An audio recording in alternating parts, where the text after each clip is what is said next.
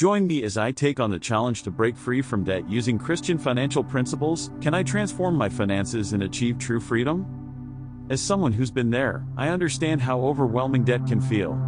It's like being stuck in a never-ending cycle, with creditors constantly knocking on your door. But I want you to know that there's hope. Christian financial freedom is not just a dream, it's a reality that many have achieved, and you can too. Debt can weigh you down, making you feel anxious, stressed, and even ashamed. It's not just about the money, it's about the emotional toll it takes on you and your loved ones. You start to feel like you're losing control, like you're drowning in a sea of bills and expenses. And the worst part is, it can feel like there's no way out. But here's the thing, you're not alone. Millions of people struggle with debt, and it's not because they're poor or financially illiterate.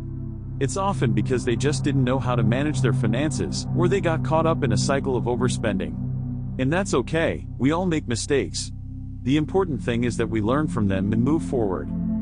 The truth is, debt can creep up on you slowly.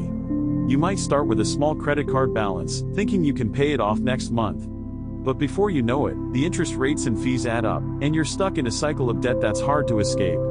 That's why it's essential to face your debt head-on and make a plan to tackle it. So, how do we break free from debt using Christian financial principles? It starts with understanding that God calls us to be good stewards of the resources He's given us. That means being intentional with our money, making wise decisions, and avoiding debt whenever possible. It also means being content with what we have, rather than constantly desiring more. One of the key biblical principles is stewardship.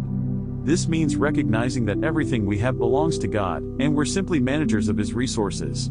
When we view our finances through this lens, it changes our perspective.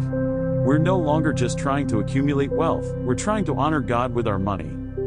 Another essential principle is contentment. The Bible warns us against the dangers of greed and the love of money.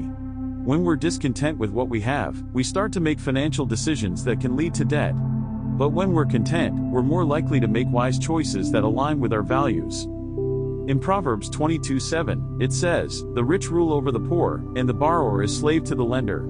This verse highlights the importance of living below our means and avoiding debt. When we're debt-free, we're more free to serve God and live out our purpose.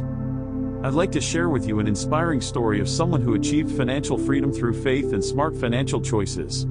Her name is Sarah, and she was once drowning in $50,000 of debt. But with determination, a solid plan, and a commitment to Christian financial principles, she paid off her debt in just a few years.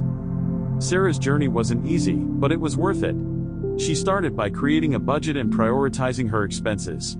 She also began to build an emergency fund, so she wouldn't have to go further into debt when unexpected expenses arose. And she made sure to tithe and give generously, even when it was hard.